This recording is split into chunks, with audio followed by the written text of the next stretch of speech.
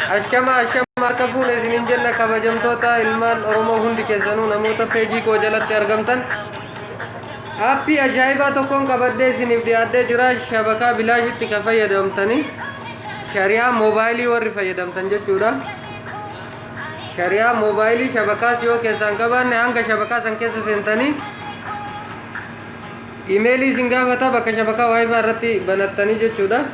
hogguu isa imeelii itti bantan achi booda alaaxuulii bilaashitti fayyadamtan jechuudha kanaafuyyuu duraan dursa warroonni yuutuub chaanaala kiyyaaf maamila ta'uu barbaaddanii fi warroonni maamila taatan hundi keessaniyyuu sabskiraayib akka gootan isin gaafadha yuutuub chaanaaliin kiyya shaffila baale jedha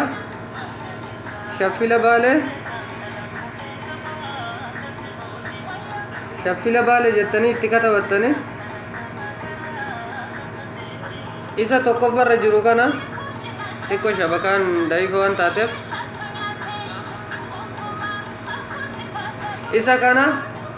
alaabaa okay jedhu ofirraa qaba yuutuub chaanaala kiyyaaf warri maamila taatan hundi keessanuu sabskiraayib gochuu hin dagatina sabskiraayib bakka jettu tana tuutanii sabskiraayib gochuu hin dagatina isiniin jecha achumaan laayik sheer walii gochuu hin dagatina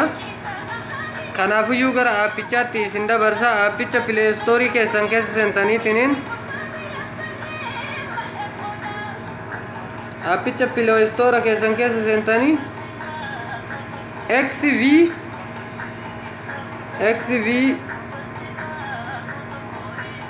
dhiifama x gootanii irraa siitanii v p anni gootanii achi booda sarchi gootanii pileestoora keessan keessa gadi buufattan jechuu ani waan dursa gadi buufadheef oopin jedha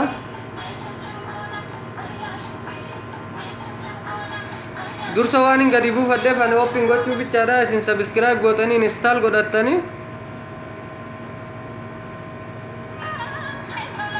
booda achi booda irrumatti dha'uu qofa waan guuttan tokko iyyuu hin jiru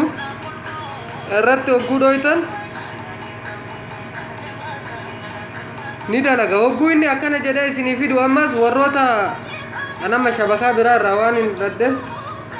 moobaayilii miti shabakaan ani fayyadamu zeenidha kara duubaatti deebitanii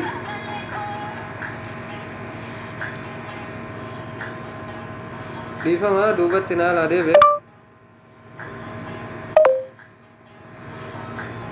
wantoota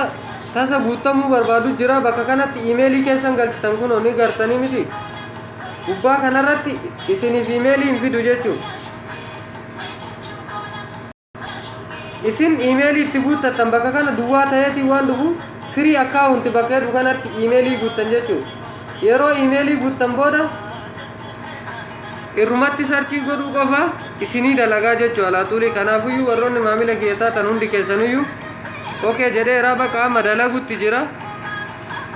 warroonni maamila kiyya taatan hundi keessaniyyuu anama shari'aa zeenii waan hin keessaa qabuuf malee ni fayyadamaayyuu moobaayilii hogguu keessaa qabu warroonni maamila kiyya